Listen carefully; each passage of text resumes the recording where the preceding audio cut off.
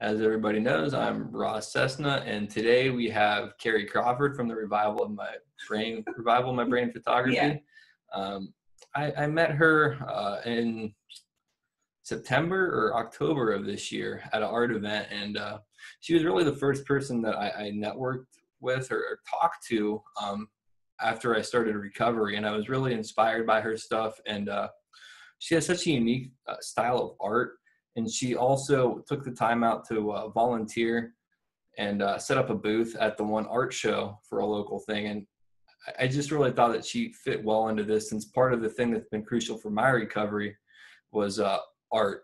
And rather than speak about Kari, I'll let her explain herself and kind of introduce herself, because I couldn't do her justice. Thank you. You're welcome. Yeah, I'm Kari Crawford. I've been doing the photography / art since I've always been into art, but more in 2012, after I had my second brain surgery, is kind of what sprouted all of this. I've had brain cancer. 2010 was my first brain surgery.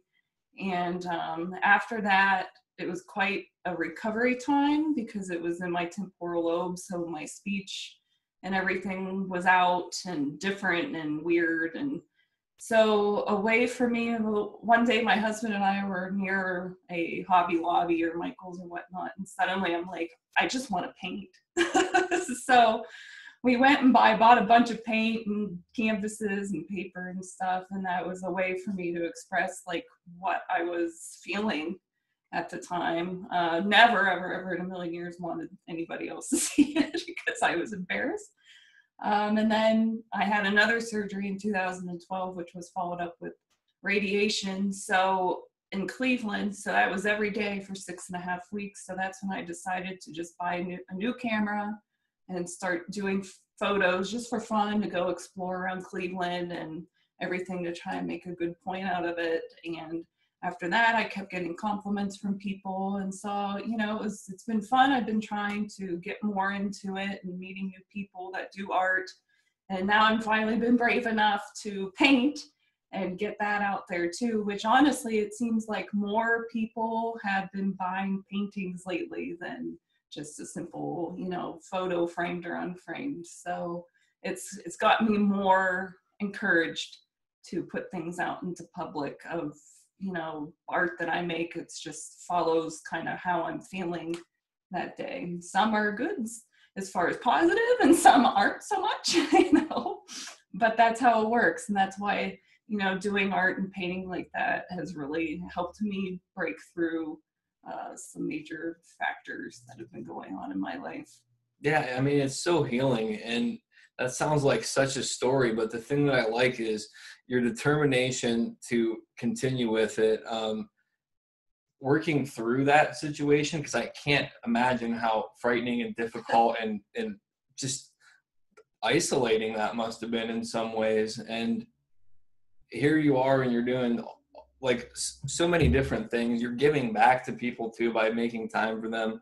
And the thing that I like about your art specifically, and maybe you should explain it more so than me, about how you kind of blend things together. That's what I love to do, because I love the whole photo part of things, but I also love painting. So that's why I've started, I look back to even before brain surgeries and like gifts to my husband and stuff. And I love to do paintings and then have pictures of him and I and make like a peace sign, but with paint. So I'm like, to incorporate the two, to do a painting, and yet some of the parts of the painting have little pictures to form into, whatever that may be. One before was a big peace sign, like with the earth and everything, and the peace sign itself were the pictures. There's been other ones with a skeleton. There's a recent one that I have actually. Just all sorts of things that, I like to kind of put it all in together, and some have lights on it and everything. Yeah, it's very unique. I mean, I like how some of the pictures too, you have like different filters or shades on them, and then you paint with it, and you use a special kind of paint I don't think I had seen anybody use before, and I can't remember the name of the paint. My husband keeps telling me I should keep that secret. So that nobody else can Trade secret. Yeah. Nobody could do what you do, even if they had all the That's right. same stuff, because you have your own I love it. approach to Yeah, it gives such a different look to it Mm-hmm. with the paint that I use. Yeah. Yeah, certainly. No, I could definitely understand that. I like to, now that we have you introduced and we know a little bit about you, one thing I like to do is express one thing that I'm grateful for every day. And since you're the guest, you can express your gratitude first. Thank you. This might sound a little cheesy, but life, given everything that I've been through and 2 brain surgeries and all of that, I'm just happy to be here. Day by day by day, I'm very thankful for just life in general, whether be a good day or a bad day, I'm still here, and that may not have been the case if, I didn't get the surgery where I did, or, things didn't go the way they were supposed to. So I have a whole new aspect on life and living and all of that. Yeah, I definitely don't think that's cheesy. I mean, from somebody who's had very difficult times in my life and I didn't appreciate my life at all, I was just miserable with everything. Me too. I think that that's a very good mindset. I think more people should have that kind of gratitude. The thing I'm grateful for is you being alive and being here and having gotten to meet you. You were really, like I said, the first person that I talked to. And after the isolation, I felt it was very difficult for me to approach people, and you made me feel welcome. And I went out and talked to other people at that show after I talked to you to try to network with more people.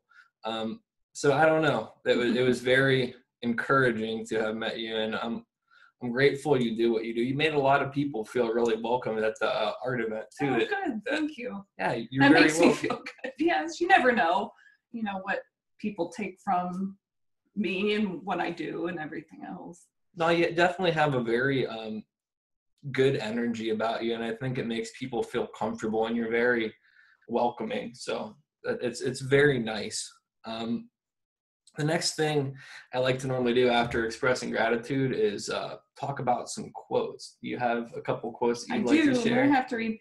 And a lot of them actually come from music that I take in, like that makes a song that much more important to me. So there is one from Grateful Dead. Nice. Which, I love Grateful Dead. But it's from the Touch of Grey song. I don't know if you've heard it. But I love it when they say that every silver lining has a touch of gray, and we will get by, we will survive. Because it's true, no matter what thing is going good, there's always that touch of gray on the outside. Bad things always happen, but you can still go through it and survive, and certainly I've been there.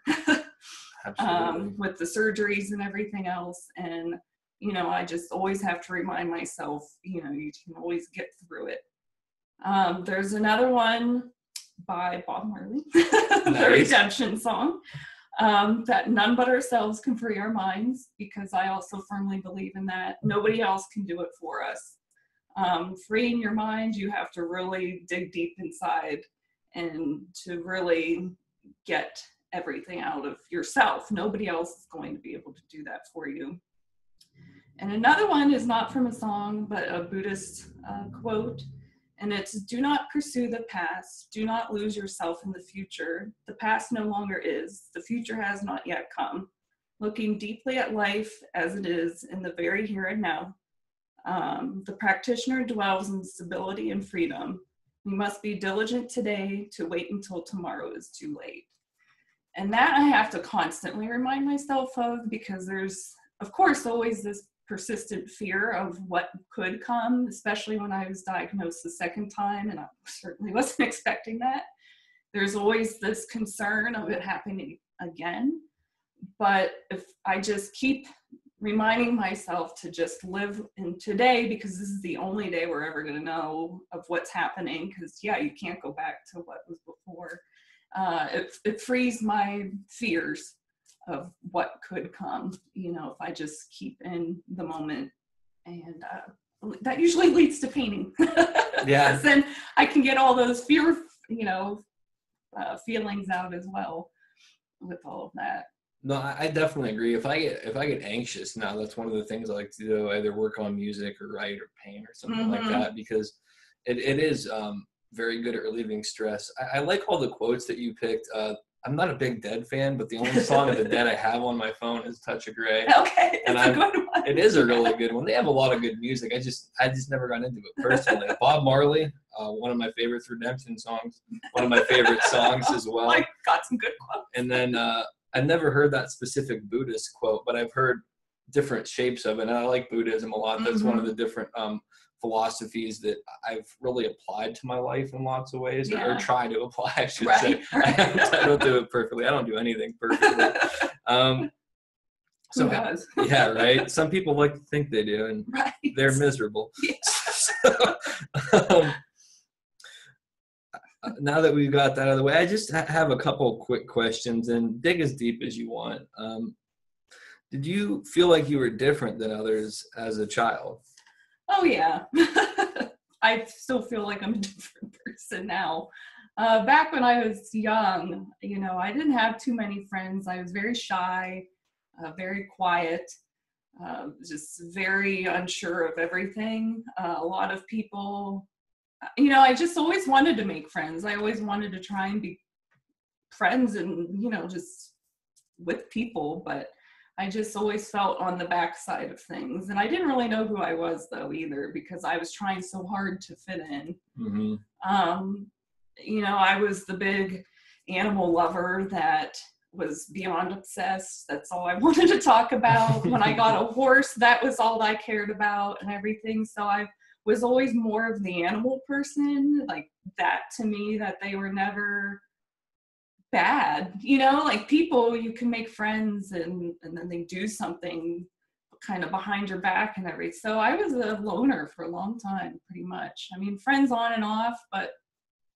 primarily just my own thing and doing my horse thing. And the only thing I loved to do in school was art. Nice. That was my favorite class. That's the one I would actually attend. All the other ones I would skip out on. I don't know anything about skipping out of class. Hey, I graduated, so it's all good. I did too, but I think it was just they got me out of high school. I scraped out of high school. Hey, whatever. I can relate to being kind of a loner, and I was always the one that would rather have 4 quarters than 100 pennies anyhow. So I didn't have a large group of friends. I had quality friends, and that's still what I go for. I mean, this is kind of a fun question now. If you have or could have a superpower, what is it or what would it be? A superpower. That's tough. All right, never mind. So I'm like, well, I don't want to be invisible. I don't want to hear what everyone has to say, like behind everybody's back or anything. I've always wanted to fly. I've always liked birds. A lot of my paintings I do of birds. To be able to fly, I don't know. I one time we went skydiving. Yeah. Hey, ever since I've had surgery, like the bucket list is just getting checked off, one at a time. So we jumped out of a plane. Wow. Braver than me. Oh, I highly recommend it. You feel like a bird flying in the sky. It's like the only way I think you can ever feel that way. And I do. I just think to be able to soar over and just see everything from above in such like a peaceful looking way. I'm always jealous when I see the birds just, with their wings open and just kind of floating in the sky. Even thinking about myself doing that is terrifying me right now. You don't like heights? I'm not afraid of heights. Like I used to do boulder scrambling and stuff, and I would put myself in precarious situations. I don't like being in a situation where I would be falling, and if the worrier in me is rampant in that situation without even being in it. If I was like a bird, it forces you to let go. Yeah, there's definitely no choice. No, there's not. So you may as well enjoy it, right? Yeah, I think I'd either, maybe after I like messed my pants or I passed out and was on the ground, I'd be like, that was kind of cool. I'm telling you, it's a lot more peaceful feeling than it is pure fear because my husband doesn't like doing stuff like that, but he did it for the sake of my desire. And he was petrified. And then once, he was soaring in the sky, he said he wasn't, he would do it again. So I still recommend it. Yeah, I'm sure that there's a woman out there that could convince me to do it. I won't do it until then. Yeah. No, flying's definitely a good one. I think that would be fun. I've flown in like lucid dreaming or like things like that, but never in real life. Yeah, I'm too chicken, but I have a lot of respect for that. Well, chickens still fly really. So see, that's perfect sense, for me. I've been what's that called? Parasailing. Okay, that's about as close. Because then if I fall in the ocean. Kind of a feeling. Yeah, it's the illusion of flying with the tether. You're still up above. Yeah. I feel like you kind of already answered this question, but what circumstances do you feel shaped your life? Well, certainly the brain surgeries. I mean, that was the doozy of my whole reforming of my life. Because I used to work at a law office, and I felt like I'd lost myself completely with doing all of that there. And then once this came about, it was a slap in the face or punch to the head, really, that I needed to do something to change and follow more of what I wanted to do. So that definitely was the biggest. But throughout like my childhood, horses have been like the whole like everything of me. Like animals in general, I love my dogs and throughout my life and whatnot. But my first horse, Dewey, she helped me because I'm going to cry.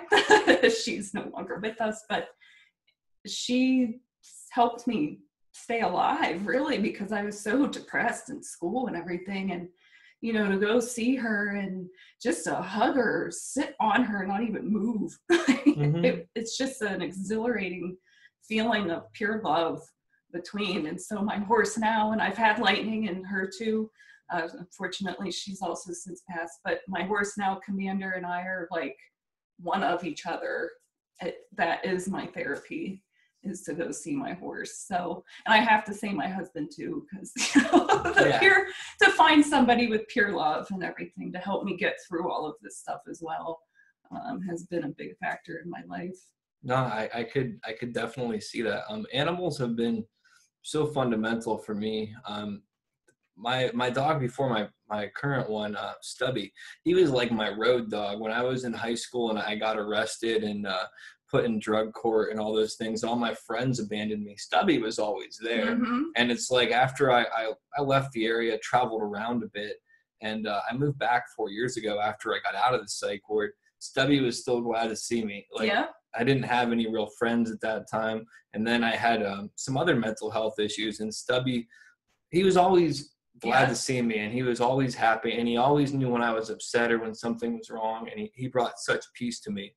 And he passed not this past November, but the one before, and then I got Rookie, and Rookie's been the same way. Like I just have such an affinity with animals, and people that don't get it, like I'm like, I think you're missing a huge part of life. Big like, time, yeah. They're like it's people. Pure unconditional love. Yeah. No matter what you do, they are there for you and happy to see you, no matter what you look like, anything. It's amazing. Yeah, they just have such pure souls. Like, I have so much respect for them. It makes me realize that I need to not eat meat somewhat.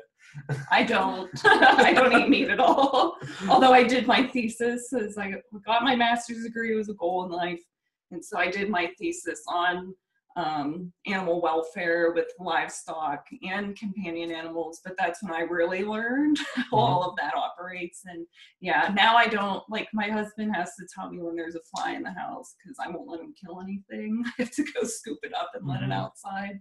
Like I can't kill anything. I don't like killing bugs even. Like there was a mouse and it got caught in a trap in like October or November. I cried for like 5 minutes. Like I was like, how could it go? Like that's a horrible way to go. It really was. It was so sad. But no, I can definitely see horses. I grew up on a farm in Columbiana, Okay. and although I had allergies, Mhm. there was horses around. I actually am allergic to horses Oh. because of their dander, Oh, that which is stinks. unfortunate. Yeah. The last time I rode a horse, I had an asthma attack, and they had to take me to the emergency room and give me a Kidding, that steroid bad. shot. Oh, wow. Yeah, yeah, Huh. yeah. It was, There's no hairless horses. no, there's not. If I remember correctly, too, you had a painting that you did with a horse on it. Yeah, well, I have right? a few. Yeah, Okay, I yeah. do a few with the horse paint. Yeah, because it's everything to me.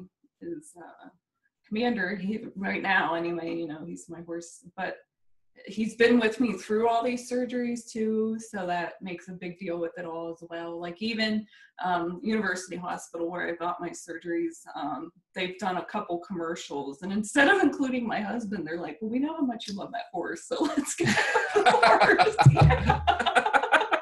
Which my husband doesn't really mind, because it's not like he wants to be on the camera, but it's funny. Yeah, they just always they know how much that horse means to me, and the things that he has done is just, I swear he understands everything that comes out of my mouth and reacts to it too. Like sometimes I wish if he and I were alone, it's almost, I think he'd be like Mr. Ed and finally just start talking, Right. if nobody else is, no other horses or anything, because the way he responds to things. Like there was one time I was out in the pasture and having a rough day, just mentally overwhelmed. And I just was standing out there crying. And I was petting him, and I asked him just to tell me what I should do. And he was eating grass merrily as I'm bawling my eyes out. He picked his head up and just so delicately just stuck his nose right like against my ear and just breathed in and out, so calm. It all just drifted away. And then after that, because he goes out with about 8 or 9 other geldings, and he's usually not one to fight any of the horses off or anything. He stood between me and all the other horses and wouldn't let any of them get near me. Like he was my little savior, like it was amazing. And I know he understood and, was just trying to make me feel better. And it just gives me the chills, every time. Yeah, I definitely think animals have a lot more intelligence than some people give them credit for. And I mean, one example of that, animals don't work jobs or pay bills, but no, I think they do have like the ability to understand people. Mm-hmm. And I think that they, I believe in like psychic abilities or like metaphysical things. And I do think that there is that kind of connection too. Absolutely. Where there's a lot of depth to their understanding of situations that some people just don't get. And again, it's their loss. Right, exactly. Absolutely. The next question I have is, what songs or bands have lyrics that most resonate with you? But again, I think clearly I've said you got that one out of the way. Yeah, Bob Marley. There's Trevor Hall. I don't know if you've ever heard Trevor Hall.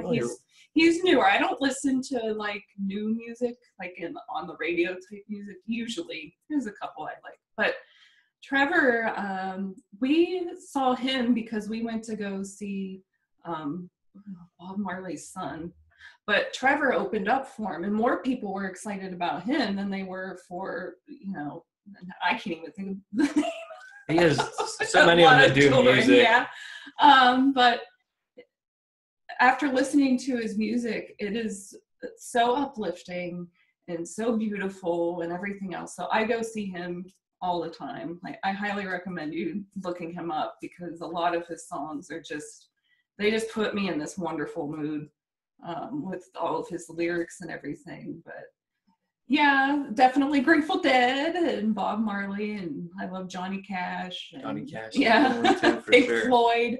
I like some for Pink sure. Floyd. Dark Side of the Moon, I think, is my favorite one of theirs, and with all the songs, and that again is, back then there was so much meaning in music than there is now, and most popular music anyway.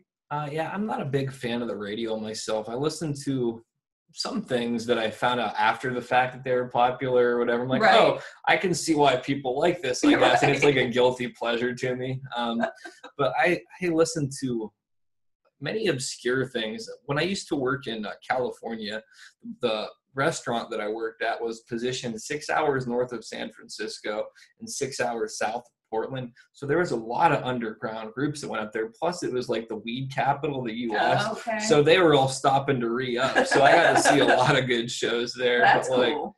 I mean, mainstream music is crap for the most part. Anymore. It plays to the lowest common denominator, and it has such destructive lyrics in it that teach destructive things for people to think. I agree. Not all, but most. Yeah, most of it does. Mm-hmm. I mean, and if people don't realize how much words affect their consciousness, I feel like.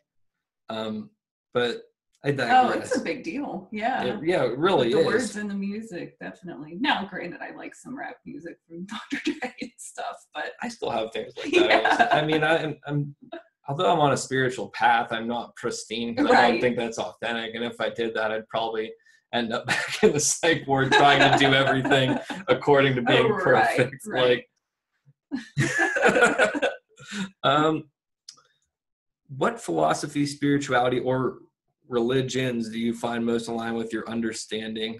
You can name a couple if you have a couple. Yeah, or that's whatever. the tough part because there's so many. In when I was getting my bachelor's degree, I just started taking random religious classes, just as to do. You have to fill in different electoral or whatever, and I kept going because they were so interesting that at the YSU, they're like, well, if you do like one more class, this will be your minor degree. I'm like, oh. I really enjoyed the Buddhism classes. That really sunk into me a lot. So I'd say I primarily follow that because it's not so much that you have to follow a certain path or anything. It's more about just like self discovery and, making yourself a better person. I think everybody needs to do. Like, I read a lot of books even right now, even where it's like, you can still be a Christian and still follow Buddhism because it's not like you have to pick one or the other. So I do believe in that. I believe there's something, of an aura. So kind of Christianity, but I also believe in reincarnation and all of that stuff as well. So I kind of just grasp, onto certain things that to me makes sense more than others, and go along with that. No, I get it. That's how I am too. I mean, to describe my philosophy personally, it would be I'm an omnist, which believes that many religions have truths, and all religions have truths in them. Then I have not heard that one, so I will say that too. Yeah, it's a cool term. I've only recently heard it within the past couple months or so. But no, I definitely think that's true about there's many paths, but everybody's path is different and everybody's right where they should be. But sometimes to get where they want to go, they have to even go off what people think is their path. Like, it's so tricky. Like, I don't think anybody can necessarily do anything wrong unless they don't learn from that wrong and attempt to right it. Right. No, I definitely agree with that as well. Yeah. I mean, it's like for me, I had to go off my path to be on the path I'm on now. I like my path, so therefore, I didn't make any mistakes. I took the long, right. the long way, I guess. Long way can be interesting. Yeah, it was a hell of a trip in more ways than one.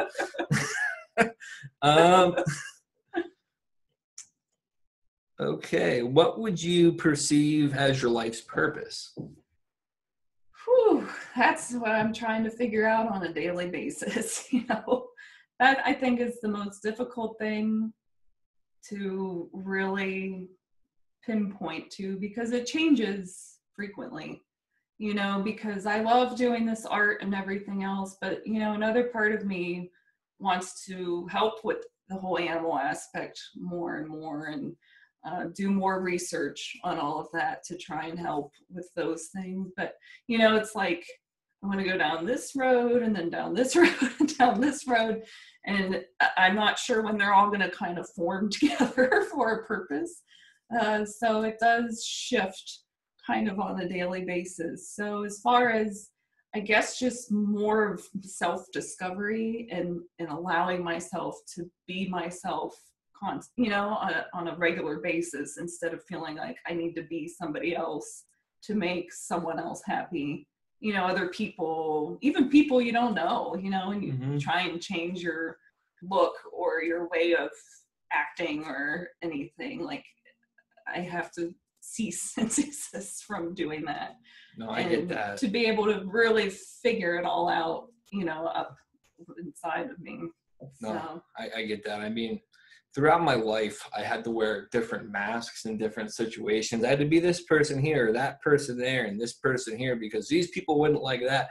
And then eventually I would wear the wrong mask at the wrong time, or I would just not wear a mask at all. Then nobody would tolerate me, and I didn't even tolerate myself. And it's like authenticity.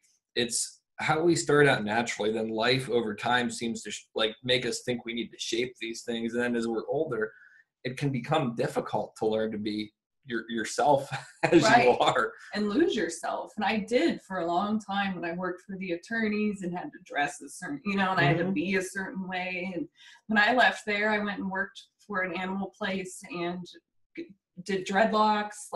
There was no longer that way I had to be all the time and look, and who wasn't me. I love wearing tie-dye and doing dreadlocks sometimes, and just willy-nilly as far as my look and everything. So, and how I act, and loud and laugh a lot and everything else, but you can't do that at all.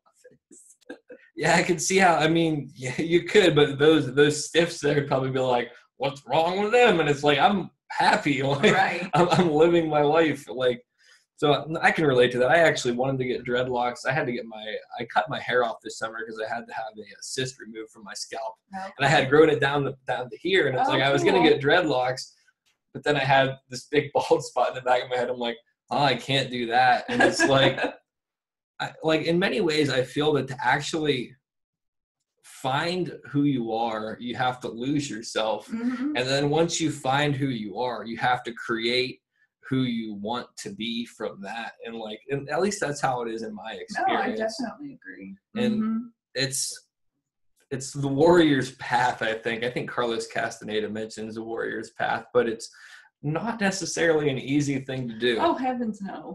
If it were, everybody could do it too. That's definitely true, and I'm grateful everybody can.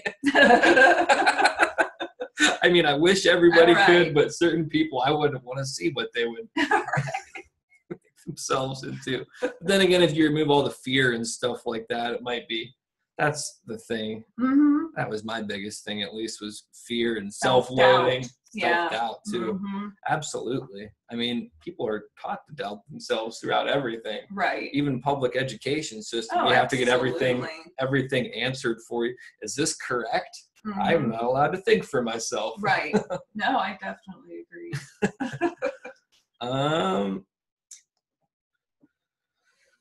So you said you're finding trying to figure yourself out, which I think once you start that path of trying to figure yourself out, I think that's kind of where everybody stays forever. That's I don't want to stay in that path forever. I mean, it's I know I have a general concept of who I want to be and what I want to build, but I'm also realizing that over time, different situations for me personally will shift it somewhat. It's I want to help people, and one of the ways that I hope to help people is by doing this. Some of it's through volunteer work. I mean, I try to be authentically me so other people can feel comfortable being them. Right. And it's but I realize I won't always. I mean, I'll always be doing that in some capacity, but this won't always be my role. So it's things that I don't know I'm going to do yet will come eventually, I guess. So it's just being me in the moment now is the most important thing.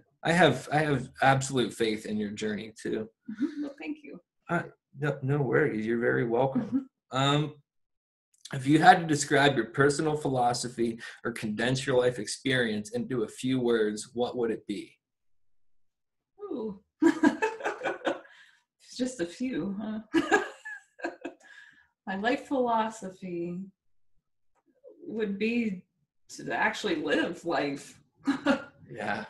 and do things and not feel like you have to stay in this certain mode your entire life, is what I'm discovering with myself. If sometime I don't want to do photography anymore and shift, that's okay. Because there's no set way that anyone, I think, should have to be their entire life, because things change. So I suppose that would be it. Yeah, absolutely. And the cool thing about photography or any kind of creative skill like that is if you set it down for a bit and you've put time into it, you can pick it back up and then you'll still be where you were. You might have new inspirations or insight. That's what's going on right now. Is I was kind of on a break with the photography aspect of it. I've still been painting more and more, but I look back at some of the photos and I've decided, like, that's not portraying me anymore. So they're gone. And now it's like more of a redevelopment of what I want to show with photographs. So that's been kind of fun, really, is to try and redo it and make it more of my thing instead of what I think everybody else wants. Absolutely. Oh, there's so much value in that, because the thing that I've found, and I'm finding it slowly, it's not like a huge overnight thing but it's, if you like something, the chances are somebody else will like it just the way that you do, and you don't need to dilute yourself to appease people, because the right people will appreciate what you like for the right reasons if you do it true to you. Like I said, that's on a very small scale for me, but me like too. it's so real, it's discovery, though. Yeah. Discovery with it all. Who are a couple of people that inspire you, whether creatively, or just on your path, or just whatever? I would say my parents. They're very creative. My mom's right here. Hi, Mom. Hi, Mom. With your decoration and her forming and pillows and fabric, and I'll never forget when she used to make our Halloween costumes. They were the bomb. Like now everybody just has to go out and buy them, but yeah, like I was a really cool dinosaur and a unicorn and all sorts of stuff, which was really neat because I want to get more into sewing. I just bought a tiny little mini sewing machine to try and get into stuff like that more. And then my dad as well is very artistic. Some of his paintings I could never in a million years do. Of course, he thinks they're terrible, as we all do. That's part of the process. Yes. So I think I got a lot of that from them, and wanting to be creative in different ways like that and make your own things and to kind of get out there with all of that. Definitely. And then there was, shockingly, that I'm going to say this because I hated school and everything around it, but the class, I loved doing the art class in high school. The teacher there really liked what I did, and I would finally get kind of a compliment from somewhat a stranger as to how well I was doing, as opposed to all the popular kids and other people that were there that make you feel like you're nothing. So, I definitely know about that feeling. Yeah, so I would feel good in the art class. So that definitely, those things. And then the brain surgery, reignited it all for me to be able to express things either via camera or paint. No, I can definitely relate to that. My mom used to make my costumes too, so I mean, I think that's such a cool thing to have. Yeah. Actually, I had my mom make me my Halloween costume in 2011 when I lived in California. I went as early Kyler from Squidbillies. I don't know if you know that cartoon. It's on Adult Swim. Okay. It's about a little drunken squid from Georgia. He lives on land though. I love like South Park and stuff. It's definitely very offensive, but it's like making fun of that kind of mentality more. It's like 15 minutes long. Yeah. And the animation style is great. I can also relate, although I didn't have your experiences though, I can relate to the being in that situation where it's a very dark moment in your life, and then you use that as like fertilizer for something more to grow and to use it as like fuel to propel you to another place. And I think that that's a situation people get in where they have an unconscious choice, and some people make it a conscious choice. This can be the worst thing that destroys my life and ruins me, or this can be the point where I turn things around and go for the next level. And I don't mean like, you know what I mean? Like, not like you're above people, but it's for you propelling yourself to a place you didn't think you could be, and finding that comfort that comes from that. Mm-hmm. I mean, I can relate to that. And I think that there's so much power when people can find that position. And I think that most people can. Have you ever heard people say that they don't like the expression, "you've never given more than you can handle"? No. I've heard people say that, and I'm like, but you're still standing here, aren't you? Right. Like, I mean, maybe you didn't want to handle it, but like, you can carry a bitterness towards that situation, or you can be like, I wouldn't be where I am today without that. Like, Right. I don't know. It's, I guess it's just philosophical differences in that, but I normally like to close with putting stuff on the proverbial pyre. I'm sure that you're familiar with what a pyre is. No, actually I'm not. It's basically a funeral fire, and the reason that I word it that way is because it's like, these are things, difficult things that I've dealt with that I just kind of want to burn and symbolically release by just the wordage, obviously. Mm-hmm. So I think with maybe the things that you've talked about that were somewhat difficult or that you haven't processed, maybe just kind of picture them burning up when we're done, and that they've been released from you in like a catharsis. And also I'm just so people know, her links will be listed below so you can check out her art. It's really cool. I haven't checked out all of it, and I admit that. I don't like to be dishonest. I've been so dang busy. I'm not used to like being busy or productive. I did more stuff before 8 a.m. today than I would do in like sometimes a week before. So it's like, speed up. Yeah, I'm not good at like acting like an adult, and I won't say being an adult because I'm a little kid. I understand why people say adulting. It's because they still want to be a kid, but they want to have the persona of an adult. I don't even want to have that persona. I just want to do grown-up things like I did when I was 12, but I still want to play with my toys and eat snacks and take a nap on and act like a kid. Yeah. I don't think I can do grow fun up. Games. And, I think I have terminal Peter Pan syndrome. Oh, me too. Yeah, definitely.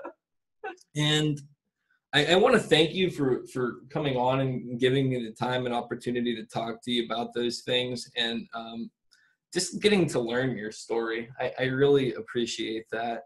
I want to thank your mom for coming too. And I'll give you the option if you'd like to say the outro or say a goodbye or close how you would like to close it. I have no certain